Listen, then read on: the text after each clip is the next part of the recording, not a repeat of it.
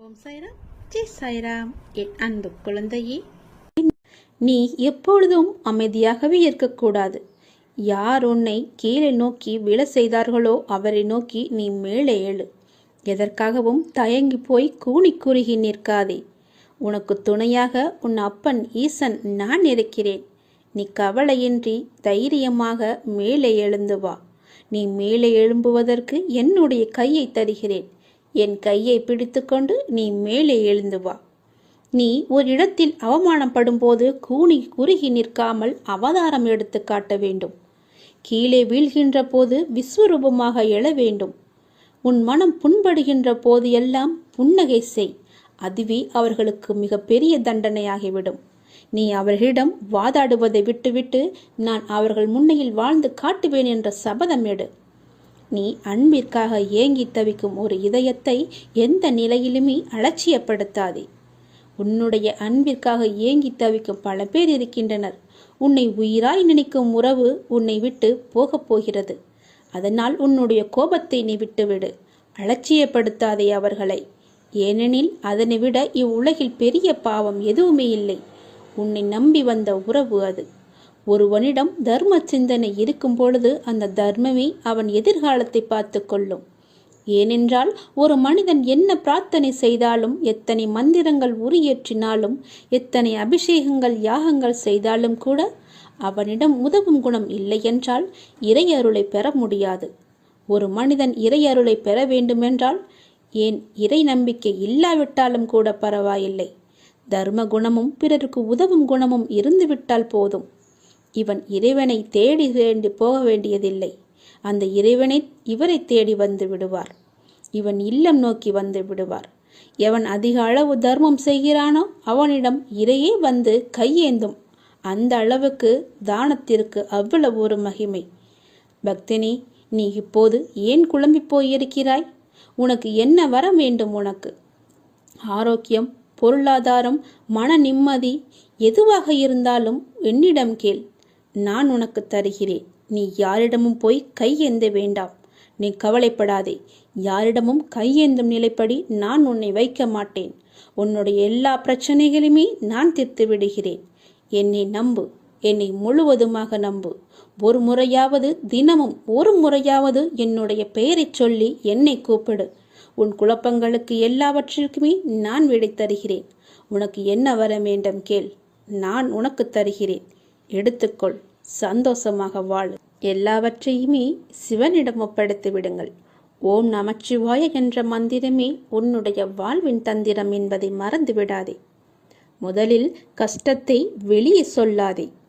நீ காலனை தேடிச் செல்லாதே. கவலைகளை மனதில் கொள்ளாதே. கற்பத்தில் உயிரை கொள்ளாதே. கண்டதை உணவாக உண்ணாதே. கண்டவர்கள் மனதை கில்லாதே. காசுக்காக தன் மானத்தை இழக்காதே. கலங்கி யாரிடமும் நிற்காதே. கள்ளமுள்ளோரை கண்டு திரும்பாதே. கற்பனையில் மூழ்கி ஏங்காதே. கால் போன போக்கிலே போகாதே. கர்மத்தை கையில் ஏந்தாதே. காலம் கடந்து பெருமூச்சு வாங்காதே. கடவுள் மீது ஒருபோதும் பழி போடாதே. நான் சொல்வது எல்லாம் விளங்குகிறதா? உன்னுடைய கஷ்டத்தை முதலில் நீ வெளியே சொல்லக்கூடாது. காலனை தேடி செல்லக்கூடாது. தானாகவே வரட்டும் என்று விடு. கவலைகளை மனதிலேயே கொள்ளாதே. கற்பத்திலேயே ஒரு உயிரை கொல்லக்கூடாது. அது மிக பெரிய பாவம். கண்டதையும் உணவாக உண்ணாதே. உன்னுடைய வயிற்றுக்கு எது பொருந்துமோ அதை மட்டுமே உண்ணு. கண்டவர்கள் மனதை கில்லாதே. அடுத்தவர்களுடைய மனதை புண்படுத்தாதே. காசுக்காக உன்னுடைய தன்மானத்தை நீ இழக்கக்கூடாது. தன்மானம் முக்கியம். நீ யாரிடமும் போய் கலங்கி நிற்காதே. எனக்கு யாரும் இல்லை என்று சொல்லாதே. கள்ளமுள்ளோரை கண்டு திரும்பாதே. அதாவது வஞ்சக எண்ணம் உள்ளோரை கண்டால் நீ உடனே திரும்பி வந்துவிடு. அவர்கள் முகத்தை கூட பார்க்காதே. கற்பனையிலேயே மூழ்கி ஏங்காதே. பேராசைப்படக்கூடாது என்கிறார். கால் போன போக்கிலே போகாதே. எங்கு வேண்டுமானாலும் போகலாம். கால் போன போக்கில் போனால் செல்ற இடம் கூட தெரியாது. கர்மத்தை கையில் ஏந்தாதே. நல்லதை மட்டுமே செய். உன் கர்மா எல்லாமே அழிந்துவிடும். காலம் கடந்து பெருமூச்சு வாங்காதே. நேரம் உள்ள போதே தூற்றிக்கொள். நேரம் போனால் பிறகு கிடைக்காது. நேரம் மிக அற்புதமானது, திரும்பி வராது. கடவுள் மீது ஒருபோதும் பழி போடாதே. யான் கேட்டு என் கடவுள் எனக்கு செய்யவில்லை என்று அவரை திட்டாதே. அவருக்கு தெரியும் உனக்கு எப்போது எப்படி செய்ய வேண்டும் என்று. கடவுளுக்கு தெரியும். அவருக்கு தெரியாமலையா நீ வந்தாய்? கடவுள் மீது ஒருபோதுமே பழி போடும் எண்ணத்தை விட்டுவிடு. அவன் அப்பா எல்லாவற்றையுமே பார்த்து கொள்வார் என்ற நம்பிக்கையோடு இரு. நீ நினைத்த செயல் விரைவிலேயே என் ஆசையுடன் நடக்கப் போகிறது. உன்னை சரியான நேரத்தில் நான் கரம் குழித்து இழுத்து வந்து விட்டேன். நீ பயப்படாதே. எல்லாமே என்னுடைய ஆசைப்படியே நடக்கும். வாழ்வில் நடைமுறையில் உள்ள சில விஷயங்களை யதார்த்தமாக நீ புரிந்து கொண்டால் இன்பத்தையும் துன்பத்தையும் சமநிலையில் ஏற்கலாம். நீ முயற்றுப்பார். என் துணையோடு எல்லாவற்றையுமே போராடிப்பார். போராட்டமே இல்லாத வாழ்க்கை இங்கு யாருக்குமே அமைவதில்லை. போராட்டத்தை சந்திக்காத எந்த உயிரும் இந்த பூமியில் வாழ முடியாது. தெரிந்து கொள். பிறந்தது முதல் இறப்பது வரை போராட்டம் இருந்து கொண்டுதான் இருக்கிறது. பிறந்த குழந்தை கூட அழுகை என்னும் சத்தம் செய்துதான் தன்னுடைய தேவைகளை பூர்த்தி செய்கிறது. போராட்டத்தில் பிறந்து போராட்டத்தில் வளர்ந்து போராட்டத்தில் மடிவதுதான் வாழ்க்கை. இன்று மனிதன் போராட்டம் இல்லாத வாழ்க்கை வாழ ஆசைப்படுகின்றான். அதைத்தான் விரும்புகின்றான். வாழ்க்கையில் தங்கள் குறிக்கோளை நிலைநிறுத்திக் கொள்ள ஒவ்வொரு மனிதனும் இவ்வுலகில் போராட வேண்டியிருக்கிறது. பூந்தோட்டத்தில் ஒவ்வொரு நாளும் புது புது மலர்கள் பூப்பதுண்டு. ஆனால் அவை நிலைப்பது இல்லை. அது நியதியும் இல்லை. அதுபோலத்தான் வாழ்க்கை என்னும் பூந்தோட்டத்தில் ஒவ்வொரு நாளும் புது புது மலர்களாக பூத்து கொண்டிருக்கிறோம். எவ்வாறு பூந்தோட்டத்தில் மலர்ந்த ஒரு பூ நிலைப்பது இல்லையோ அது போலத்தான் வாழ்க்கையும். போராட்டங்கள் இல்லாமல் வாழ்வில் எதுவுமே வெற்றி பெற முடியாது. போராட்டம் இல்லை என்றால் வாழ்க்கை உப்புச்சப்பு இல்லாமல் போய்விடும். வாழ்க்கையில் உங்களுக்கு அழுவதற்கு 100 காரணங்கள் இருந்தாலும் சிரிப்பதற்கு என்னிடம் 1000 காரணங்கள் இருக்கிறது என்று வாழ்ந்து காட்டு. சரியான நேர்மையான வாழ்க்கை பயணப்பாதை முட்கள் நிறைந்த கரடுமுரடான பாதைத்தான். இப்பாதையில் முட்களாகவும் கரடுமுரடான கற்களாகவும் பிறரின் அவமான பேச்சுக்களும் பழிச்சொற்களும் நியாயமில்லாத விமர்சனங்களும் தான் நிறைந்திருக்கும். அதை நீ தெரிந்து கொள். வாழ்க்கை என்பது அவ்வளவு சுலபமல்ல. களை இல்லாத தோட்டமில்லை. அதுபோலத்தான் போராட்டம் இல்லாத வாழ்க்கையும் இல்லை. வாழ்க்கை அழகானதாக மாற்றிக்கொள்வது உன்னுடைய கையில்தான் இருக்கிறது. எல்லோருடைய வாழ்விலும் இன்பம் துன்பம் என்று எல்லாமே கலந்துதான் இருக்கும். நாம் அவற்றை எப்படி எடுத்துக்கொள்கிறோம் என்பதுதான் மிக முக்கியம். ஆசையை குறைத்து கொள்ள வேண்டும். மனநிறைவு இருந்தாலே போதும். உன்னுடைய வாழ்வில் மகிழ்ச்சி தானாக நிலைத்து நிற்கும். போராட்டம் இருந்தாலும் கூட யாரும் வாழ்க்கையை வெறுப்பதில்லை. போராட்டங்களை எல்லாம் ஏற்றுக்கொள்ளவும் நமக்கு ஏற்றதாக மாற்றிக்கொள்ளவும் பழகினாலே போதும். வாழ்க்கை பூந்தோட்டமாக மாறிவிடும். உங்களின் வாழ்வில் நல்லது நடக்க வேண்டுமென்றால் நான் சொல்வதை பின்பற்றுங்கள். நீங்கள் எப்படிப்பட்ட பாதையில் பயணம் செய்தாலும் உங்கள் நற்சிந்தனையாலும் நற்செயல்களாலும் மலரும் புதிய பயனுள்ள மலர்களால் பாதையை நிரப்புங்கள். உங்கள் வாழ்வு இனிதாக அமையும். நீங்கள் வாழ வாருங்கள். என்னுடைய ஆசையுடன் நீங்கள் போராட்டத்தில் குதிக்க தயாராக இருங்கள். என் துணை உனக்கு உண்டு.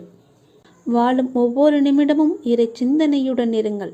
இறை சிந்தனை உள்ள பொழுது விழிப்புணர்வுடன் ஒவ்வொரு செயலையுமே நன்றாக துல்லியமாக எந்த குறையும் இல்லாமல் செய்ய முடியும்.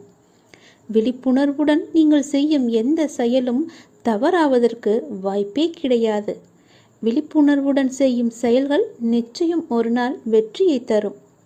உங்களுக்கு கிடைக்கும் வெற்றிக்கும் தோல்விக்கும் நிச்சயமாக ஒரு காரணம் இருக்கும். இரண்டையும் ஒன்றாக எடுத்துக்கொள்ள நீங்கள் முயற்சி செய்யுங்கள். வெற்றிக்காக மட்டும் செயல்களை செய்யக்கூடாது. ஒவ்வொரு செயலையும் இறைவனுக்காக நீங்கள் செய்யுங்கள். உங்களை படைத்த கடவுளுக்காக செய்யுங்கள். எந்த ஒரு எதிர்பலனையும் பார்க்காமல் எதிர்பாராமல் எதிர்பார்ப்புகள் இன்றி நீங்கள் செய்யும் ஒவ்வொரு செயலுமே அந்த இறைவனை போய் சேரும். உங்களுடைய புண்ணிய கணக்கில் சேரும். அதற்கு நிச்சயமாக பல மடங்கு பலன்கள் உங்களை தேடி தானாக வந்து சேரும். ஒவ்வொரு நாளின் முடிவிலும் நீங்கள் இறைவனுக்கு நன்றி சொல்ல பழகுங்கள். கண்டிப்பாக அன்றைய நாளில் நன்றி சொல்வதற்கு என்று ஏதேனும் ஒன்று நடந்திருக்கும். அதை நினைத்து இறைவனுக்கு நீங்கள் நன்றி சொல்லுங்கள். விடியும் பொழுது இறைவனின் ஆசியுடன் தொடங்குங்கள். முடியும் இரவும், அதாவது அன்றைய நாளின் முடிவும் இரவும் நன்றி சொல்லி உறங்குங்கள். மறுநாள் காலை உங்களுக்கு நல்ல நாளாகவே அமையும். இன்று எங்களுக்கு அமைத்து கொடுத்ததற்கு மிகவும் நன்றி இறைவா என்று இறைவனுக்கு நீங்கள் நன்றி சொல்லுங்கள். ஒவ்வொரு நாளின் தொடக்கத்திலும் இறைவன் மீது முழு நம்பிக்கையுடன் நீங்கள் தொடங்கி பாருங்கள். உங்கள் வாழ்வு எப்படி இருக்கிறது, அன்றைய நாள் எப்படி அமைந்திருக்கிறது என்று தானாகவே தெரிய வரும். எழுந்திருக்கும் பொழுது சட்டென்று எழுந்திருக்காமல் இறைவனின் பெயரை சொல்லிவிட்டு எழுந்திருங்கள். நன்றாகவே இருக்கும். ஒரு நிமிடம் சுதாரித்து கொண்டு பிறகு ஏந்திரியுங்கள். அப்பாவின் பெயரை சொல்லி எழுந்திரியுங்கள். உங்கள் வாழ்க்கை மீது உங்களுக்கு இருக்கும் அக்கறையை விட உங்களை படைத்த இறைவனுக்கு நிச்சயமாகவே அதிக அக்கறை இருக்கும். நம்புங்கள், நன்றாக நீங்கள் வாழ்வீர்கள். இதனை உணர்ந்தால் இறைபலமும் மனோபலமும் உங்களிடம் அதிகரிக்கும் தானாகவே. இறைவனின் அருளும் ஆசியும் உங்களிடம் நிறைந்திருக்கும் முழுவதுமாகவே.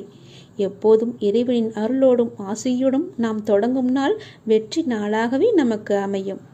இறைவனுக்கு நன்றி சொல்ல மட்டும் நீங்கள் மறந்து விடாதீர்கள். இறைவனின் நாமத்தை ஜெபித்து கொண்டே இருங்கள். சோகம் என்னும் பறவை உங்கள் தலைக்கு மேல் பறப்பதை தடுக்க முடியாது. ஆனால் தலைக்கு மேல் கூடு கட்டுவதை தவிர்க்கலாம் தானே? யாரும் உன்னை குறை கூறினால் அது உண்மையாயின் திரித்துக்கொள், பொய்யாயின் அதை நகைத்துவிடு. வீழ்வது வெட்கமல்ல, ஆனால் வீழ்ந்து கிடப்பதுதான் வெட்கம். புரிகிறதா? வீழ்ந்து கிடப்பதுதான் வெட்கம். வீழ்ந்தால் உடனே எழுந்துவிடு. நீ நகைத்து அவர்களுக்கு முன் நகைத்துப்பார், அவர்களே தலை தெறிக்க ஓடிவிடுவார்கள். பேருந்து பயணத்தில் நடத்துனர் கொடுக்க வேண்டிய மீது சில்லறைக்காக முழு பயணத்தையும் நாம் ரசிக்க மறக்கிறோம். அப்படிதான் வாழ்க்கையிலும் சில சில்லறை பிரச்சனைக்காக முழு வாழ்க்கையுமே நாம் ரசித்து வாழ மறந்து விடுகிறோம். ஆகவே விழிப்புணர்வுடன் எது வாழ்விற்கு உகந்தது, எது உகந்ததல்ல என்பதில் கவனத்துடன் இருந்தால் இலக்கை நோக்கி அடைவது மிக மிக எளிது. அனைத்திலும் பேதம் பாராது சமநிலைத்தன்மையை கொண்டிடுங்கள். மனம் அழகாக இருந்தால் காணும் காட்சிகளும் அழகாகவே இருக்கும். ஆகவே மனதில் குப்பையான கீழான எண்ணங்களை ஒருபோதும் சேர்க்காதே. மனதில் நல்ல நேர்மையான எண்ணங்களை விதையுங்கள். நல்லது நடக்கும். எப்போதும் உண்மையை பேச கற்றுக்கொள்ளுங்கள். உண்மைக்கு நிகர் உண்மை மட்டும்தான். பொய் ரொம்ப நாட்கள் வாழாது, சீக்கிரமாகவே மடிந்துவிடும். ஆரம்பத்தில் சற்று சிரமமாகத்தான் இருக்கும். பழகிவிட்டால் பொய் சொல்லவே நமக்கு கூச்சமாக இருக்கும். உண்மைக்கு மிக வலிமையான சக்தி இருக்கிறது. அது சத்தியமானது, வலிமையானது. இறைவனுக்கு இறங்கி வருவார். நாம் வாழ்கின்ற வாழ்வில் அறமாகிய உண்மை இருந்தால் அந்த இறைவனை நம்மை தேடி தானாக இறங்கி வருவார். வாழ்கின்ற வாழ்வில் அறமாகிய உண்மை இருந்தால், அறமாகிய உண்மை இருந்தால் மட்டுமே இறைவன் நம்முடன் கலந்து விடுவார். ஆகவே உண்மை, நேர்மை, சத்தியத்தை எல்லாம் கடைபிடித்து வாழுங்கள். நீங்கள் வாழ்வதில் உயர்வது சின்னம். உங்கள் வாழ்வை யாராலுமே எதுவுமே செய்ய முடியாது. உண்மைக்கு அழிவே கிடையாது. அதை முதலில் தெரிந்து கொள்ளுங்கள். உண்மை சொல்லுவதால் என்ன ஆகிவிடப் போகிறது? ஒரு பொய்யை சொல்லி காலம் முழுவதும் குற்ற உணர்ச்சியுடன் இருப்பதற்கு பதிலாக ஒரு உண்மையை சொல்லி நிம்மதியாக வாழ்ந்து விடலாம். அந்த உண்மைக்கு அவ்வளவு நிம்மதியை தரும் சக்தி இருக்கிறது. அதை நீ மறந்து விடாதே. பொய்யை சொல்லி இன்று தப்பித்து விடலாம். நாளை நிச்சயமாகவே காலம் காட்டிக் கொடுக்கும். அதனால் உண்மையாகவே இருங்கள். நாக்கில் வருவது எப்போதுமே உண்மையான பேச்சாக மட்டுமே இருக்கட்டும். நான் உங்களிடம் வருகிறேன். ஒருவர் தனது இறை பக்தியில் முழுமையும் வலிமையும் அடைந்த பின்னர் அவருக்கு பக்தியானது முத்திவிட்டது என கூறுவதும் வழமையே. எனவே முழுமை முதிர்ச்சியடைந்த நிலையே முத்தி, முக்தி என்று சொல்வார்கள். முதிர்ந்த பழம் முதிர்ந்துவிடும், முதிர்ந்த உயிர் இறந்துவிடும். எடுத்த காரியத்தை நீ பாதியில் விடாதே. செய்வதை திருந்தச் செய் என்ற உபதேசம் அனைவருக்குமே பொருந்தும். குருவை அடைந்து மரியாதையுடன் கற்றுக்கொள். கற்றதை மனனம் செய்து உருவேற்றிக்கொள் என்பது எல்லா மாணவர்களுக்குமே பொருந்தும். தொழில்நுட்பத்தை தெரிந்து கொள்ள முனையும் மற்றவர்களுக்குமே உரிய உபதேசம்தான் இது. எதற்காக எனக்கு சொல்கிறேன் என்று கேட்டதை நீங்கள் ஆசைப்படுவதெல்லாம் கிடைக்காமல் இருப்பது உங்களை ஒரு சிறந்த வாழ்க்கைக்கு கொண்டு செல்வதற்காகவே இருக்கும் என்பதை நம்பு. முடிந்தவரை உங்கள் வேலையை நீங்கள் சிறப்பாக செய்து விடுங்கள். யாரிடமும் உங்கள் வேலையை ஒப்படைக்காதீர்கள். உங்களுக்கு கிடைக்க வேண்டிய அங்கீகாரம் தானாகவே கிடைக்கும். நேரத்தையும் வாய்ப்பையும் ஒருபோதுமே வீணடிக்காதே. அந்த தவறுக்கு எந்த காரியம் செய்தாலும் பரிகாரமாகாது. போன நேரமும் திரும்ப வராது. யாருக்காகவும் நேரம் காத்திருக்காது. பொறுத்துக்கொள். நீங்கள் செய்யும் ஒவ்வொரு நல்ல காரியமும் அதற்கான நன்மைகளை காலம் கடந்தாவது அழைத்து கொண்டு உங்களிடம் வந்து சேர்க்கும். வெற்றி என்ற முகத்துடன் உங்களிடம் வந்து சேரும். நீ நிராகரிப்புகளை எல்லாம் கண்டு நெஞ்சு உடையக்கூடாது. உன்னை யாராவது தூக்கி எறிகிறார்கள் என்றால் இறைவன் உன்னை மேலே தூக்கி விடுகிறான் என்று அர்த்தம். அதனால் நீ பயப்படாதே. தூக்கி எறிந்தவர்கள் போகட்டும், நான் உன்னை தூக்கி விடுகிறேன். தூக்கி எறிந்தவர்களை பற்றியே நீ கவலைப்பட்டு கொண்டிருக்காதே. எதிர்பார்த்து எதிர்பார்த்து ஏமாற்றங்கள் மட்டும்தான் கிடைக்கும். என் வாழ்வில் அற்புதங்களை நிகழ்த்துவேன் என்று நீ நம்பிக்கையுடன் காத்திருக்கிறாய் அல்லவா? உன் தந்தை நிச்சயமாகவே உன் வாழ்வில் அற்புதங்களை நிகழ்த்தப் போகிறேன். சில நேரங்களில் நீங்கள் செய்யக்கூடிய செயல்களை எல்லாம் சிந்திக்க வேண்டாம், கற்பனை செய்ய வேண்டாம். அது ஆச்சரியப்படுவதற்கில்லை. எல்லாவற்றையும் சிறப்பாக செயல்படும் என்று மூச்சு விடுங்கள். நம்பிக்கை வைத்திருங்கள். நான் அப்பா, என்னுடைய அப்பா சிறப்பாக அதை முடித்து தருவார் என்ற நம்பிக்கையோடு நீங்கள் காத்திருங்கள். நான் அவர் மீது வைத்திருந்த நம்பிக்கையும் பக்தியும் பொறுமையும் தன்னம்பிக்கையும் அவர் எனக்கு நிச்சயம் அதற்கான பலனை தருவார் என்று நம்புங்கள். நீ வைத்த நம்பிக்கைக்கு நிச்சயமாகவே நான் கைமாறு செய்வேன். உன் மனதில் எந்த சலனமும் இல்லாமல் இருக்கிறாய். நான் உனது பாவ மூட்டையை தூக்கி நான் சுமக்கிறேன். நீ கவலைப்படாதே. எல்லாவற்றையுமே நானே பார்த்து கொள்கிறேன். நீ எப்பொழுதும் போல சந்தோஷமாக இரு. நீ இப்போது உன் மனதில் ஏகப்பட்ட குழப்பங்களுடன் பதற்றத்துடனும் இருக்கின்றாய். வீணான கவலைகளை உன் மனதில் வைத்து கொண்டிருக்கிறாய். உன் மனமானது, உன் இதயமானது துடித்துடிப்புடன் காணப்படுகிறது. ஏன்? எதற்காக? வீணாக எதற்காக இந்த கவலை? ஏன் இந்த குழப்பம்? எதற்காக இந்த பதற்றம்? ஏன் இந்த துடித்துடிப்பு? நீ முதலில் அனைத்தையுமே விட்டுவிடு. உன் வேலைகளை பார்த்து கொண்டிரு. போகிற போக்கிலேயே போய்கொண்டிரு. எதையும் நீ தூக்கி சுமந்து கொண்டிருக்காதே. அதை முதலில் மறப்பதற்கு என்ன செய்ய வேண்டுமோ அதை செய். உன்னுடைய மனம் அதிலேயே லயித்து இல்லாமல் வேறு பக்கம் திருப்பு. அப்போதுதான் அவற்றை பற்றி எண்ணம் உன் மனதில் இழுக்காமல் இருக்கும். நான் உனக்காக அவதரித்தவன். நான் இருக்கும்போது எதற்காக நீ கவலைப்படுகிறாய்? உன்னை நல்லபடியாக உயர்த்த உனக்காக பாடுபட்டு கொண்டு நான் இங்கே இருக்கிறேன். தயவு செய்து நான் உன்னுடன் இருப்பதை நீ உணர்ந்து கொள். நான் வருவதற்கு முன்பும் வந்ததற்கு பிறகும் நடந்து கொண்டிருப்பதை நீ உணர்ந்து கொள். நான் வருவதற்கு முன்பு என்ன செய்து கொண்டிருந்தாய், நான் வந்த பிறகு எப்படியெல்லாம் உன்னுடைய பிரச்சனைகள் தீர்ந்தன என்று கொஞ்சம் திரும்பிப்பார். உன்னை எப்படி நான் கைவிடுவேன் என்று ஒரு நொடியில் நீ நினைத்து விட்டாய்? உன் அப்பா உன்னை பார்த்து கொள்ள மாட்டேனா? உன்னை அவ்வளோ சீக்கிரம் விட்டு விடுவேன் என்று நினைக்கிறாயா? உன்னை அனைத்து திசைகளிலிருந்தும் பாதுகாத்து கொண்டிருக்கிறேன். நான் இருக்கும் இடத்தில் எவரையுமே நெருங்க விட மாட்டேன். நான் உனக்குள்ளே நீக்கமர நிறைந்திருக்கிறேன்.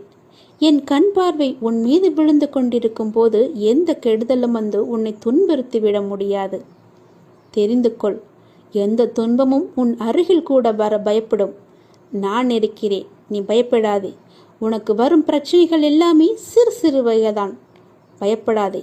பெரிதாக ஒன்றையும் நான் கொடுக்க மாட்டேன். கொஞ்சமாவது உனக்கு பக்குவம் வேண்டும் என்பதற்காகத்தான் இதையெல்லாம் கொடுத்தேன். சின்ன பிரச்சனையை பெரிதாக பார்க்காதே. மனதில் போட்டு குழப்பத்தை ஏற்படுத்தாதே. உன்னை நீயே பதற்றப்பட வைக்காதே. வீணான கவலைப்பட்டு உன் உடம்பை நீ வீணடிக்காதே. உன் இதயம் சீராக துடிக்க வேண்டும்.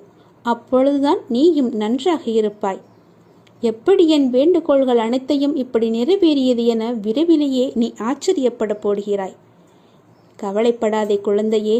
என் கண்ணிலிருந்து வரும் அருள் கதிரால் நீ பாதுகாக்கப்படுகிறாய். அதனால் நீ கவலையை விடு.